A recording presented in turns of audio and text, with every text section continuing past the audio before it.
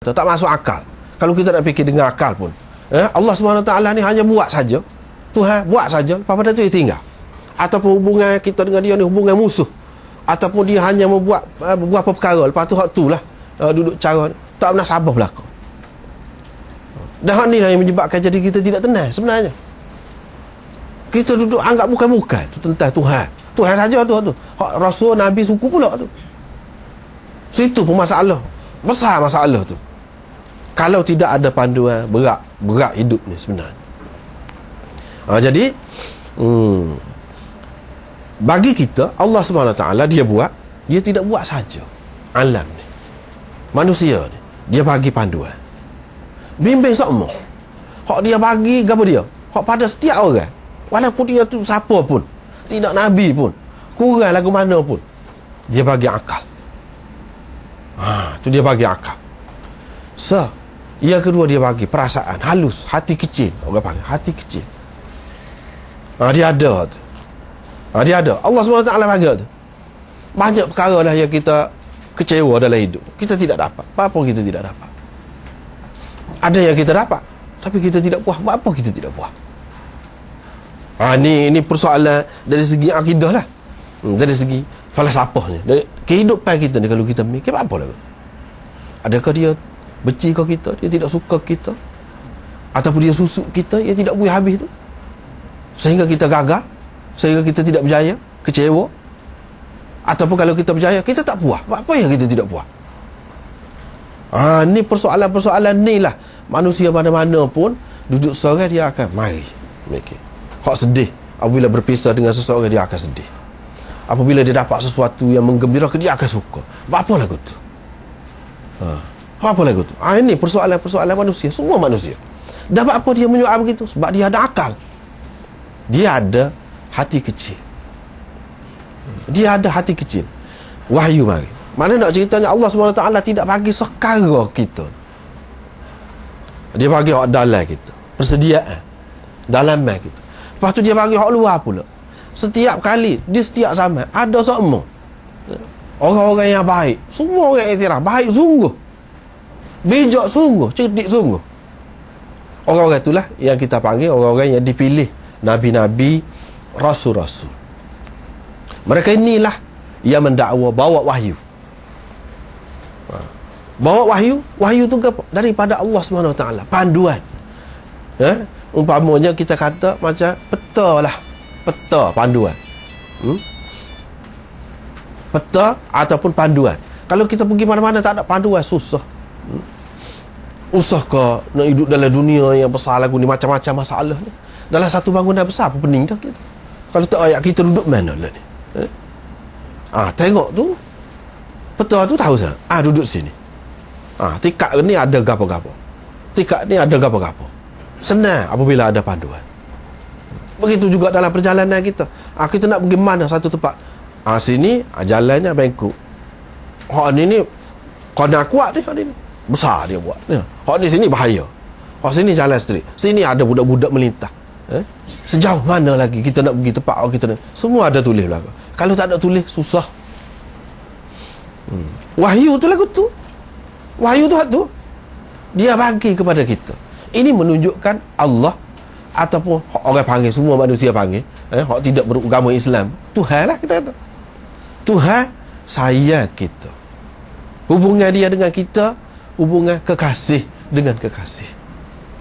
Bukan hubungan musuh dengan musuh, tidak. Nisbah kita, hubungan kita dengan dia, tak apa. Apa kena-kena? Dia ayah kah? Kita anak? Ada juga orang kata begitu. Ataupun setengah-setengahnya anak dia, bukan semua. Ada juga. Jadi manusia ni kalau lelak ke dia, macam-macam boleh pergi. Sebab tu kalau kita belajar akidah, jumpa macam-macam lah. Hak ni faham lagu ni faham lagu ni, macam-macam jumpa. Tak betul berlaku. Hak betulnya lagu saat ni. Dia bukan ayah kita, bukan bos, bukan presiden, bukan gabung. Dia pencipta, Tuhan. Dan dia dengan kita tu sayang kita, bukan benci. Kalau nampak dia tak bui sebab kita kata gagal tadi, bukan benci, sayang juga. Tetapi kehendak kita duduk dalam dunia ni lagu tu, kena buat lagu tu. Kalau tidak, tak boleh. Itu benda yang kenapa? Nak faham benda ni, Wahyu. Iman. Dalam wahyu tu, iman lah hak cerita ni, bab iman. Kalau kita kata seorang ayah mak kau bui kepada anak ikut serah nak buat, ikut anak dia nak, saya kalau tu tak saya. Anak nak motor besar pun bui juga, anak nak PT 1000 pun bui juga. Jadi ada PT tak talah. Jadi kalau ibu bapa yang tak bagi tu, apakah dia tidak sayang? Tak boleh kita kata tidak sayang. Dan dia sesak kau, dia tidak bagi tu? Tidak juga. Berapa ramai orang cerdik, dia tak sibui lagu tu. Sebab apa? Bahaya kepada anak dia. Kebaikan anak dia terletak pada apa? Pada tidak bui tu. Bui sikit-sikit. Begitulah keadaan manusia dalam dunia ni. Sebab itulah ilmu yang dia dapat, penemuan yang manusia ni temui, yang manusia dapat, semuanya tidak sekaligus, tidak semua sesuai dengan keadaan zaman. Sikit-sikit dia bagi. Bukan dia kedekut, bukan dia tak cukup nak bagi, tidak. Tetapi kerana dia bijaksana. Gitu sepatutnya kita kena faham. Nak faham lagu tu pun, bukan senang. Kalau tidak faham cara agama Islam, tak jumpa lah lagu tu. Kalau tidak, saintis jumpa dah lah. Cerdik tu. Tapi dia kata dia dengan Tuhan ni musuh. Jadi akhir sekali suk-suknya lagu mana? Suk-suknya baru habis permusuhan. Apabila kita boleh buat nyawa kita sendiri, tak mati kita. Di situ boleh mari fikir macam-macam. Bahkan kalau tak mati pun, nak kita kata dunia ni tak acur kau. Sekat kita ni tak mati saja kau selesainya masalah. Lepas tu kalau hacur, tak hacur kita. Lepas tu kalau hacur, lagu mana tak mati tu, hidup lagu mana pula, tak boleh nak bayar. Dia pun tak boleh nak fikir juga. Tapi nya letak dulu lagi musuh dengan Tuhan. Tuhan susuk. Kita tidak lagu tu. Tuhan tidak susuk, Tuhan tidak kedekut, Tuhan tidak miskin, sesak, tidak. Dia tidak bagi tu. Memang begitu cara dia hidup dalam dunia ni. Memang begitu cara dia. Bahkan kita kata kalau Tuhan ni tidak buat gitu, tak ada kemajuan kita dalam dunia. Kita tak boleh hidup seperti sekarang. Tak boleh. Dah kalau di rumah tu sedap belakon dah. Nak agak dia mari di hotel. Kita kata. Dah kalau di rumah sedap belakon dah. Tak ada dah lah orang pengusaha hotel ni nak buka hotel, tak ada lah. Kalau pergi mana-mana pun rumah kita ada belakon. Semua orang dalam dunia ni pergi mana-mana pun rumah dia ada. Rumah dia tu lebih kurang hotel lah kalau tidak hotel. Jadi tak ada keperluan kamu nak agak dia hotel. Dah kalau tak sakit nak agak dia doktor, nyoh sangat doktor. Tak ada faedah dalam doktornya. Lepas tu bila tak ada doktor, dah nak belajar awak ke dia? Tak ada dalam ilmu.